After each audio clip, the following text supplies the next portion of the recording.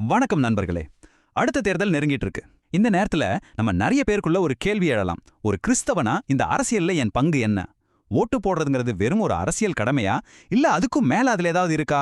வாங்க, இத பத்தி வேதாகமம் என்ன சொல்லுதுன்னு கொஞ்சம் ஆழமா பார்க்கலாம். ஆமா, இந்த கேள்வி நம்மள கொஞ்சம் குழப்பத்தான் செய்யும். சிலர் நாம அரசியலை விட்டு முழுசா ஒதுங்கி இருக்கணும்னு சொல்வாங்க. இன்னும் சில இல்ல நாம இதுல தீவிரமா ஈடுபடணும்னு நம்புறாங்க. அப்போ வேதாகமும் நமக்கு என்ன வழிகாட்டுது? வாங்க, இதுக்கான தெளிவான பதில்களை நம்ம கண்டுபிடிக்கலாம். இயேசுவோட இந்த வார்த்தைகள் தான் நம்மளோட ஆரம்ப புள்ளி. உப்பாகவும் ஒளியாகவும் இருக்கிறதுனா என்ன அர்த்தம்? யோசிச்சு பாருங்க. உப்பு என்ன பண்ணும்? ஒரு பொருளை கெட்டுப்போகாம பாதுகாக்கும், அதுக்கு சுவையை கொடுக்கும். அதே மாதிரி ஒளி என்ன பண்ணும்? இருட்டை விரட்டி வழிய காட்டும்.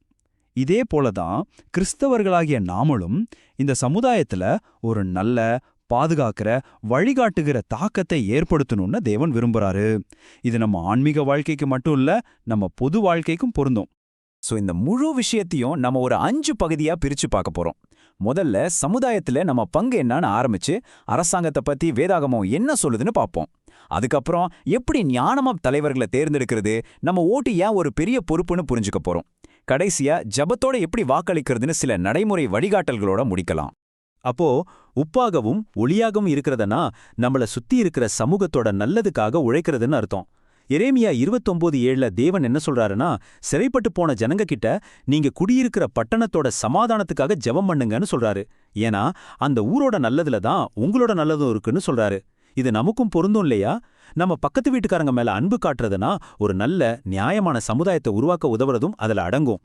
சரி, சமுதாயத்துல ஒரு நல்ல தாக்கத்தை ஏற்படுத்தணும். சரி, ஆனா நம்மள ஆளுகிற அரசாங்கத்தை நாம எப்படி பார்க்கணும்? இது சம்பந்தமா பைபிள் ரொம்ப தெளிவான கட்டளைகளை கொடுக்குது. வாங்க அதை பார்க்கலாம். இப்ப இந்த வசனம் ரொம்ப ரொம்ப முக்கியம். அப்போஸ்தலனாகிய பவுல் ரொம்ப தெளிவா சொல்றாரு, எல்லா அதிகாரமும் தேவனால் நிறுவப்பட்டது. இதுக்கு அர்த்தம் தேவன் ஒவ்வொரு ஆட்சியாளரையும் நேரடியா தேர்ந்தெடுத்தாருன்னு இல்ல, ஆனா அரசாங்கம்ங்கிற அந்த அமைப்பே தேவனால் உண்டாக்கப்பட்டது. ஏன்னா சமுதாயத்துல ஒரு ஒழுங்கையும் நீதியையும் நிலைநாட்ட அது அவசியம். ரோமர் 13வது அதிகாரத்திலிருந்து சில முக்கியமான விஷயங்களை இங்க பார்க்கலாம். முதல்ல, அரசாங்கங்கிற அமைப்பே தேவனால் உண்டானது, அதனால நாம அதுக்கு கீழ்ப்படினோம். அடுத்ததா, நாம நல்லது செஞ்சா ஆட்சியாளர்களுக்கு பயப்பட தேவையில்லை. அவங்க தீமை செய்யறவங்களுக்கு தான் பயங்கரமானவங்க. சொல்லப்போனா அவங்க நீதியை நிலைநாட்டுகிற தேவனுடைய ஊழியக்காரர்கள். கடைசியா, வரிகளை சரியா செலுத்துறது நம்ம கடமை. ஆக ஒரு நல்ல குடிமகனா இருக்கிறது ஒரு நல்ல கிறிஸ்தவனா இருப்பதோட ஒரு பகுதிதான்னு பவுல் தெளிவா சொல்றாரு. கீழ்ப்படியறது மட்டும் இல்ல, நம்ம தலைவர்களுக்காக ஜெபம் பண்றதும் ஒரு முக்கியமான கட்டளை. நாம சமாதானமா தேவ பக்தியோட வாழணும்னா அதிகாரத்துல இருக்கிற எல்லாருக்காகவும் ஜெபிக்கணும்னு பவுல் சொல்றாரு.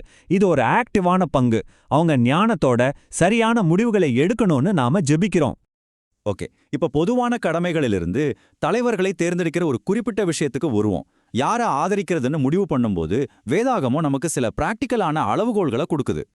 இந்த நீதிமொழி வசனம் பாருங்க. தலைவர்களோட குணம் சமுதாயத்துல எவ்வளோ பெரிய தாக்கத்தை ஏற்படுத்துதுன்னு எவ்வளோ அழகா சொல்லுது. நீதிமான்கள் ஆட்சி செஞ்சா மக்கள் சந்தோஷமா இருப்பாங்க, ஆனா துன்மார்க்கர் ஆட்சிக்கு வந்தா மக்கள் தவிப்பாங்க. அதனால ஒரு வேட்பாளரோட கொள்கைகள் மட்டும் முக்கியம் இல்ல, அவரோட குணமும் நேர்மையும் ரொம்ப ரொம்ப முக்கியம்னு இது காட்டுது. யாத்திராகமம் 18ல தலைவர்களை தேர்ந்தெடுக்கிறதுக்கு 4 முக்கியமான குணங்கள் சொல்லப்பட்டிருக்கு. 1, அவங்க திறமையுள்ளவர்களா இருக்கணும், அதாவது ஆட்சி செய்யறதுக்கான திறமை வேணும். 2, தேவனுக்கு பயப்படுகிறவர்களா இருக்கணும், இதுதான் அவங்களுக்கு ஒரு மாரல் காம்பஸ் மாதிரி. 3, அவங்க உண்மை உள்ளவர்களா இருக்கணும். 4, அவங்க லஞ்சத்தை வெறுப்பவர்களா, அதாவது நேர்மையற்ற வழியில ஆதாயம் தடாதவங்களா இருக்கணும். இந்த அளவுகோள்களை வச்சு நாம வேட்பாளர்களை எடை போடலாம். சரி, இப்போ நாம ரொம்ப முக்கியமான ஒரு இடத்துக்கு வரோம். நம்ம ஓட்டு. அது வெறும் அரசியல் உரிமை மட்டும் இல்ல, அது தேவன் நமக்கு கொடுத்த ஒரு ஆவிக்குரிய பொறுப்பு. பொறுப்பு இல்ல ஸ்டுவர்ட்ஷிப்னா என்ன? சிம்பிளா சொன்னா, தேவன் நமக்கு கொடுத்திருக்கிற எல்லாத்தையும், நம்ம நேரம், திறமை, பணம், அதிகாரம், இதை எல்லாத்தையும் அவரோட மகிமைக்காகவும் மத்தவங்களோட நல்லதுக்காகவும் ஞானமா நிர்வகிக்கிறது தான். ஒரு ஜனநாயக நாட்டுல நம்ம ஓட்டுங்கிறது தேவன் நமக்கு கொடுத்த ஒரு வகையான அதிகாரம். இந்த ஒரு விஷயத்த நல்லா கவனிச்சு கேளுங்க. இதுதான் இந்த முழு பகுதியோட மையம். ரோமர் 13 படி அரசாங்கத்துக்கு தான் தீமையை தண்டிக்கிற பட்டயத்தை ஏந்தும் அதிகாரம் இருக்கு. ஒரு ஜனநாயக நாட்டுல அந்த அதிகாரம் மக்களாகிய நம்ம கிட்ட இருந்து தான் அவங்களுக்கு போகுது. அப்ப நம்ம ஓட்டு போடும்போது நமக்கு தேவன் கொடுத்த அந்த அதிகாரத்தை நாம தேர்ந்தெடுக்கிறவங்களுக்கு கொடுக்கறோம். யோசிச்சு பாருங்க, இது எவ்வளவு பெரிய பொறுப்பு. இந்த இடத்துல தான் நம்ம மனசுல ஒரு கேள்வி வரும். என் ஒரு ஓட்டால என்ன மாறிட போகுது? கோடிக்கணக்கான பேர் ஓட்டு போடும்போது என்னோட ஒரு ஓட்டு என்ன பெரிய வித்தியாசத்தை கொண்டு வந்துடும்னு நமக்கு தோன்றது ரொம்ப இயல்புதான். ஆனா இங்க நாம புரிஞ்சுக்க வேண்டிய விஷயம் என்னன்னா, நம்ம ஓட்டோட நோக்கம் தேர்தலோட முடிவை மாத்துறது மட்டும் இல்ல, தேவனுக்கு முன்னாடி நம்ம கடமைய செய்யறது. உங்க ஓட்டுங்கிறது நீதியையும் நியாயத்தையும் வேதத்தோட கொள்கைகளையும் பொது வெளியில ஆதரிக்கிறதுக்கு உங்களுக்கு கிடைக்கிற ஒரு வாய்ப்பு. கடமைய செய்யறது நம்ம கையில, விளைவுகள் ஆண்டவர் கையில.